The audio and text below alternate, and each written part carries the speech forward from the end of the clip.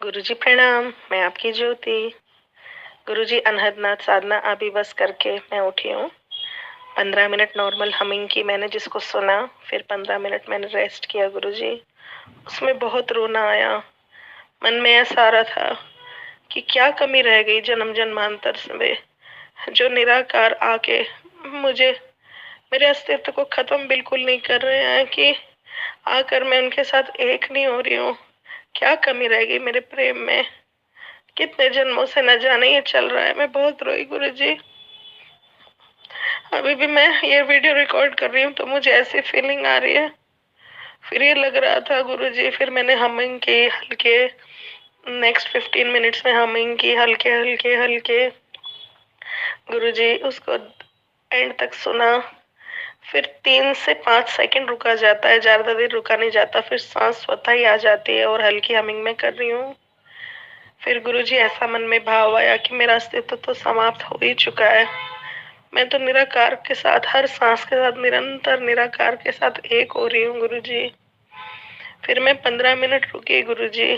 जब एंड में 15 minute humming करने के बाद, तो जैसे आपकी रिंग का कलर है ना, नीले कलर का गुरुजी, जो मैं आपके लिए लाई थी, आप बता रहे थे, वैसा रंग ध्यान में खिला रहा गुरुजी। बस मैं उसमें डूबती रही। थोड़े से रोशनी के कमरे में बैठी थी तो आंखों पे हाथ रखना पड़ रहा था, जब वो नीला रंग इतना सुंदर दिख रहा था गुरुजी। बहुत अच्छा लग रहा था। ये साधना देने के लिए बहुत बहुत धन्यवाद गुरुजी। आपको और माँ को अनंत अनंत प्रेम गुरुदेव। प्रणाम। प्रणाम आपको भी और प्रणाम आप सभी को। कुछ साधना विधियों में बलि चढ़ाई जाती है, कुछ साधना विधियों में बलि चढ़ाई जाती है। और जब बलि चढ़ाई जाती है तो बलि का एक नियम है, सिद्धांत है।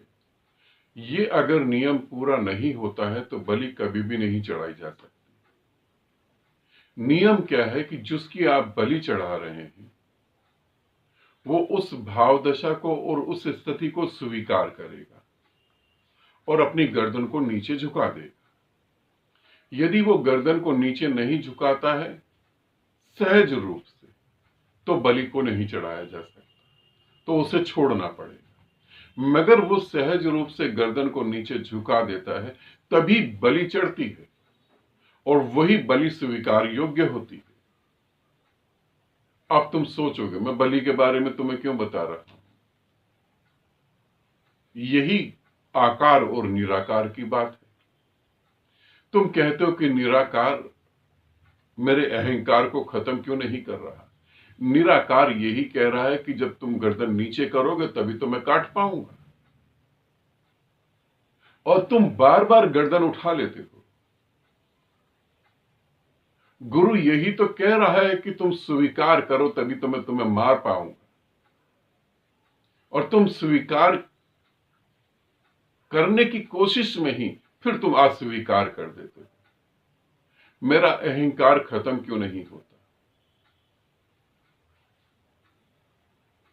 और फिर तुम आगे बताते हो कि निराकार के साथ तो मैं एक ही हूं। ये फिर गर्दन उठा देने वाली बात हुई कि मैं निराकार के साथ तो एक ही हूं। यदि कोई व्यक्ति निराकार के साथ एक हो जाता है तो वो कभी नहीं कहता कि मैं निराकार के साथ एक हूं, वो हमेशा कहता कि मैं निराकार हूं। साथ तो कहीं कुछ नहीं है। या तो तुम होगे या परमात्मा होगा। मैं परमात्मा के साथ हूं, ये तो झूठा शब्द है, पूरी तरह से झूठा। इसे समझो। तुम जितना झुकोगे उतना ही तुम्हारा अहंकार मिटेगा, और तुम जितना सर उठा के खड़े रहोगे अहंकार मिटेगा ही नहीं। और फिर तुम, और यहां पर मैं और साधकों की बात कर रहा हूं, तुम इतने चालाक बन जाते हो कि तुम गुरु के सामने एक्टिंग करने लगते हो कि देखो हम में तो कोई निराकार नहीं। कभी जो व्यक्ति के अंदर अहंकार होता है वो व्यक्ति कभी ये कहता है कि मेरे अंदर तो अहंकार ही नहीं है। जिसमें अहंकार होता है वही ये कहता है कि मेरे अंदर तो अहंकार नहीं है। जिसके अंदर अहंकार होता ही नहीं वो कहेगा कहां से? जिसके अंदर निराकार होता है वो कहेगा कहां से कि मेरे अंदर निराकार है? जब तुम कहते हो कि मैं परमात्मा के साथ एक हो रहा हूं, एक हो गई हूं, मैं एक ही हूं, तो तुम्हारा मन तुमको धोखा दे रहा है। तुम अभी कहीं और हो, परमात्मा अभी कहीं और है। दोनों में फर्क है। फिर मेरे आंसू आने लगे, मैं रोने लगी। ये शुभ है, ये बहुत शुभ है। जब तुम रोते हो तो उस रोने के साथ गुरु पे भी बहुत प्रभाव पड़ता है। गुरु भी, भक्त जब रोता है तो गुरु बहुत तेजी से काम करता है, बहुत तेजी से मेहनत करता है। क्योंकि तुम्हारा रोने का मतलब है तुमने अपने मानसिक शरीर से, अपने फिजिकल शरीर से गंदगी को बाहर निकाला, और गुरु तुरंत वहां पर कुछ अच्छा स्थापित कर देता है। ये तो और शुभ है। मगर इसे समझो, निराकार कब मेरे अहंकार को खत्म करेगा? निराकार तो खत्म करने की क्रिया को चालू ही कर चुका है, वरना इतनी आगे पहुंचते कैसे? मगर पूर्णता कब खत्म करेगा? जब पूर्णता तुम स्वीकार कर लो कि मैं बुद्धू हूं, कि मैं कुछ भी नहीं हूं, मैं कुछ नहीं कर सकता हूं। क्योंकि आज तक परमात्मा से दूर अगर मैं रहा तो उसका कारण कोई और नहीं, मेरी बुद्धि है। इसी बुद्धि के कारण मैं दूर रहा। कैसे ये बुद्धि को छोड़ पाऊं? कैसे अपना पूर्णता जीवन अपने गुरु के चरणों में छोड़ दूं? शिष्य बहुत चालाक होता है। फिर वो गुरु को कहता भी कि हमने तो अपना पूरा जीवन तुम्हारे चरणों में छोड़ दिया है। मगर ये सिर्फ शब्द है, करता तो वो वही है जो उसे करना है। फिर छोड़ा कहां पर?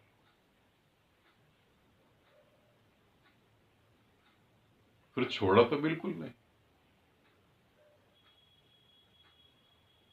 इसे समझो, जब हम गुरु के चरणों में अपने जीवन को छोड़ते हैं, तो यदि गुरु कहे कि चलो तुम मरो, अब मरने का समय आ गया, तो तुम एक बार में कह दो, ये तो सौभाग्य की बात है, आपने हमें ऐसा कहा, हम तैयार हैं। तब समझो कि निराकार की घड़ी आई। अब तुम निराकार के साथ एक हो जाओगे। अब निराकार ही बचेगा। मगर गुरु कुछ कहे, अभी तुम देख लो, सुन भी रहे हो और सोच भी रहे हो, अब भी इतनी समझ नहीं आई कि चुपचाप बैठ के ही सुनो सिर्फ, और कुछ ना करो। फिर इस बुद्धि से कैसे मुक्त हो पाओगे? निराकार तो अपना काम कर रहा है, अपना प्रयास कर रहा है। तुम कब अपनी गर्दन उसके आगे पूरी तरह से झुकाओगे, वो ज्यादा जरूरी है। अहंकार को तुम बढ़ा रहे हो, निराकार तो प्रतिपल उसे तोड़ रहा है। जब तुम किसी को कहते हो कि मैं तुम्हें बहुत प्रेम करता हूं या करती हूं, और वो तुम्हें धिक्कार देते हैं, तुम्हें स्वीकारते नहीं, तो तुम्हारा अहंकार निराकार तो तोड़ रहा है, मगर तुम पीछे पड़ जाते हो। नहीं, प्रेम तो करना ही करना है। फिर जिद करने लगते हो। समझो, अपने अहंकार को समझो। समझोगे तो जल्दी से मुक्त हो जाओगे। समझ एकमात्र उपाय है मुक्ति के लिए। साधना करना और चीजों को समझना। पक्षी की जैसे दो पंख है, वैसे ही है सत्संग और साधना। ये दोनों का साथ होना जरूरी है। ठीक है, आनंदित रहो, सदा खुश रहो। बहुत बहुत प्रेम आप सभी को।